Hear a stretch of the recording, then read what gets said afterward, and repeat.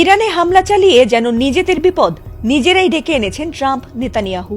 ভেবেছিলেন দেশটির সর্বোচ্চ ধর্মীয় নেতা আয়াতুল্লাহ আলী খামেনিকে সরিয়ে দিতে পারলেই ইরানকে দুর্বল করে কবজা করতে পারবেন তারা। তবে তাতে হিতে বিপরীত হতে পারে এমনটা বোধ হয় স্বপ্নেও ভাবেননি তারা কেউই।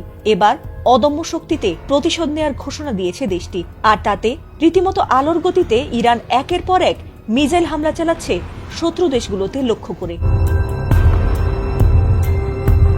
এবার একের পর এক শক্তিশালী ইরানি মিসাইল আছড়ে পড়ছে ট্রাম্পের মিত্র দেশগুলোতে, বিশেষ করে সৌদি আরব আমিরাত, কাতার, কুয়েত, এমনকি ইসরায়েলেও। আর সেই মিসাইলের আঘাতে ধ্বংস হয়েছে সৌদির তেল শোধনাগার থেকে শুরু করে ধনীদের বিলাসিতার জায়গাগুলো।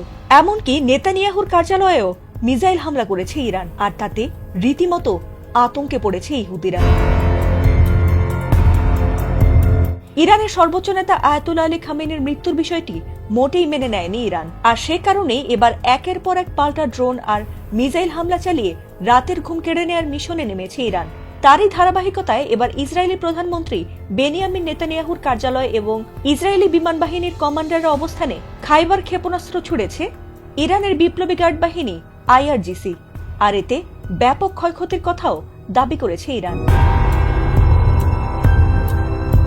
এ নিয়ে দেশটির সংবাদ সংস্থা তাসনিম নিউজ এজেন্সির এক প্রতিবেদনে দাবি করা হয়েছে, হামলার পর ইসরায়েলের প্রধানমন্ত্রী বেনিয়ামিন নেতানিয়াহুর পরিণতি এখন অনিশ্চয়তার মেঘে আচ্ছন্ন। এছাড়াও সেই এলাকায় ব্যাপক ক্ষয়ক্ষতির কথাও উল্লেখ করা হয়েছে। তবে এ বিষয়ে ইসরায়েলি প্রশাসনের পক্ষ থেকে এখনো পর্যন্ত আনুষ্ঠানিক কোনো মন্তব্য পাওয়া যায়নি।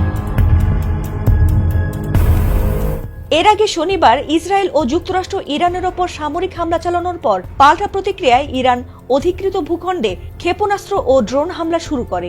তাসনিম নিউজের দাবি, ইসরায়েল ও যুক্তরাষ্ট্রের আঞ্চলিক ঘাঁটিগুলোর বিরুদ্ধে এ পর্যন্ত 10 দফা হামলা সম্পন্ন করেছে তেহরান। এছাড়াও ইরানের লাগাতার মিসাইল হামলায় ইসরায়েলে ক্ষয়ক্ষতি, আতঙ্ক আর হতাহতের সংখ্যা বেড়েই চলেছে বলে জানা গেছে। ফাতিমা সুলতানা, ATN বাংলা।